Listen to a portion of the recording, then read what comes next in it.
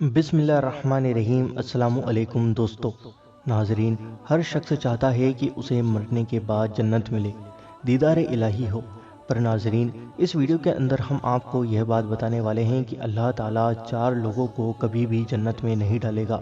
دوستو، ویڈیو بہت ہی پیاری ہے اور اس حدیث شریف کو سن کر آگے ضرور پہنچانا، تاکہ انسان جو غلطیاں کرتا ہے ان کو نہ کرے اور سدھرنے کی کوشش ضرور کرے۔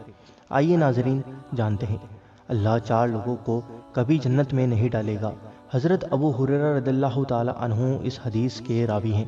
حضور صلی اللہ تعالی علیہ وسلم فرماتے ہیں، 4 لوگوں پر اللہ کا حق ہے کہ ان 4 لوگوں کو اللہ تعالیٰ کبھی جنت نصیب نہ کرے، مطلب ہمیشہ جہنم میں رہیں گے۔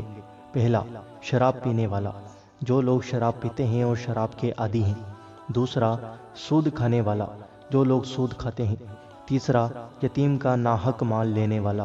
اور چوتھا، اپنے ماں باپ کو اپنی مال اور دولت اور خدمت سے نکالنے والا۔ یہ 4 لوگ کبھی بھی جنت میں نہیں جائیں گے۔